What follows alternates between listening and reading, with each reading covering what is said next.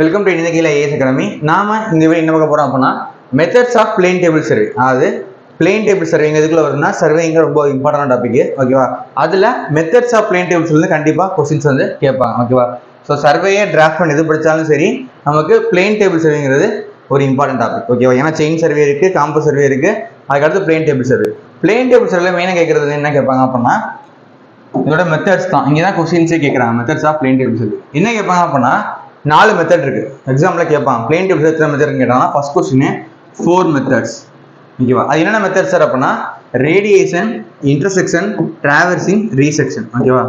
So first என்னன்னா radiation, second என்ன sir intersection,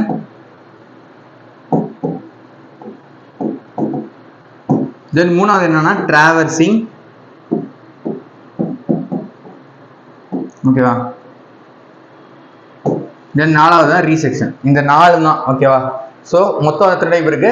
4 methods இருக்கு. இதுலனா பிளேன் டேபிள் சர்வேல மொத்தம் மெத்தட் இருக்கு 4 மெத்தட்ஸ். எக்ஸாம் வர மொதல் கொஸ்டினே தான். அது என்னென்ன மெத்தட் கேட்பாங்க? Radiation, intersection, traversing, resection. ஓகேவா? சரி சார், ஃபர்ஸ்ட் தெரிஞ்சுக்க வேண்டியது ரேடியேஷன்னா என்ன, ரேடியேஷன்னா என்ன அப்படின்னு கேட்பாங்க. நான் காட்டுறேன் பாருங்க. நான் டயக்ராம்காக தான் எடுத்தேன். ஓகேவா? இப்போ ரேடியேஷன்னா என்ன அப்படின்னா இப்போ பிளேன் டேபிள் சர்வே பற்றி தெரியும். அதாவது சேம் டைமில் நம்ம என்ன பண்ணலாம், பேப்பர்லையும் பண்ண முடியும், ஃபீல்ட்லையும் பண்ண முடியும். ஓகேவா? ஸோ பிளேன் டேபிள் பெனிஃபிட் என்னன்னா சேம் டைமில் நம்ம பேப்பர்லையும் வரையலாம், நம்ம ஃபீல்ட்லையும் பண்ண முடியும். இப்போ எப்படி இருக்கும் அப்படின்னா இதுதான் plane table survey. Plane table survey பண்ணுறப்ப என்னன்னா ஒரே ஒரு பாயிண்ட். ஓகேவா? ஒரு பாயிண்ட்டு ஃபிக்ஸ்டாக எடுத்துக்கிட்டு, ஓகேவா, இதான் வந்து டிராயிங் ஷீட். இது என்னது? இது வந்து டிராயிங் ஷீட்டு.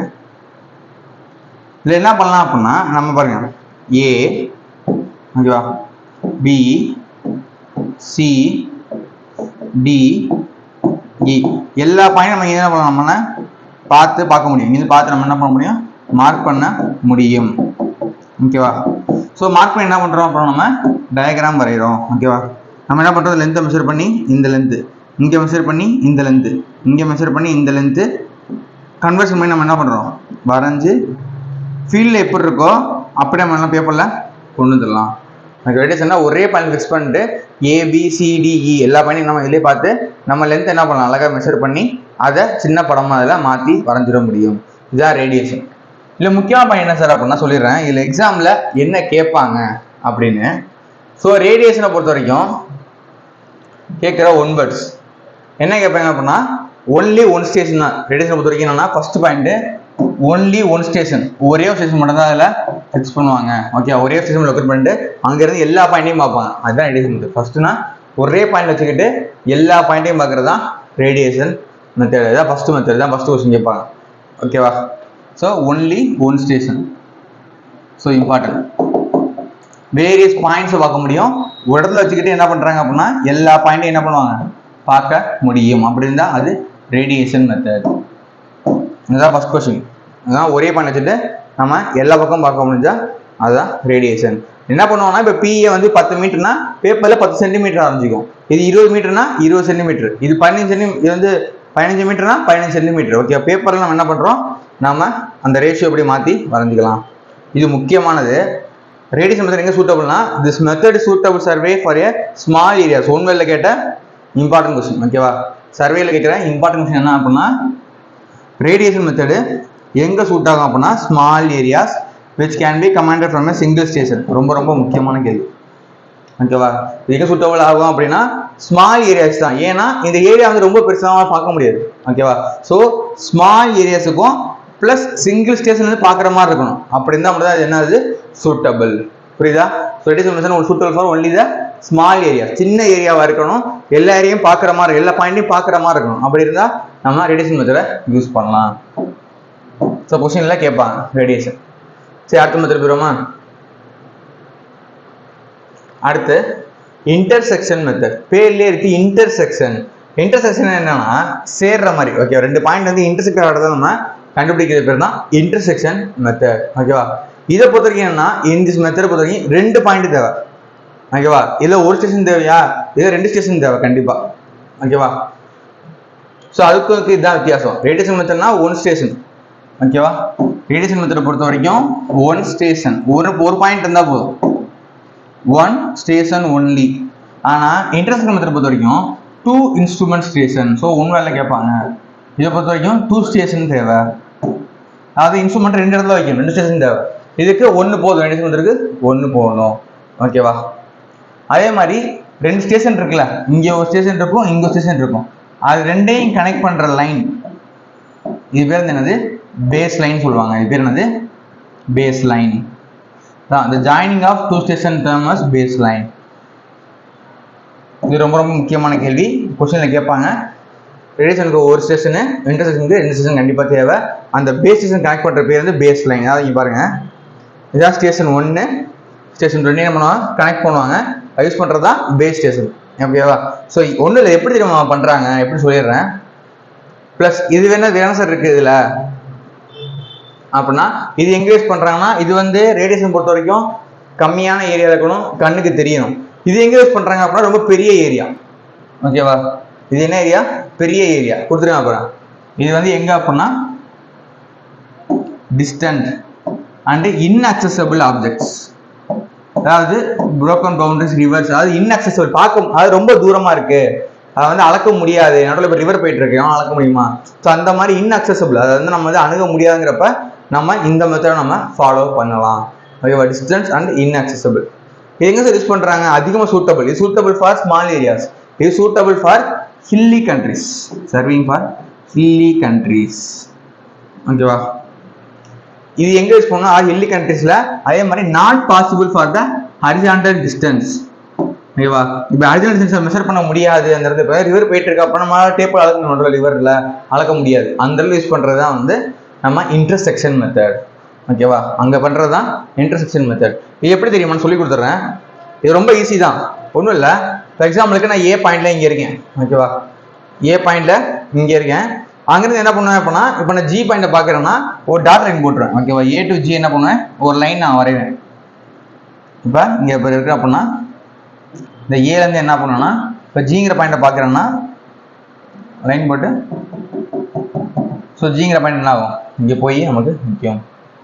சேம் டைம் என்ன பண்ணுவேன், நான் ஏல பார்த்தேன்னா அதே மாதிரி இங்கிட்ட வைப்பேன்.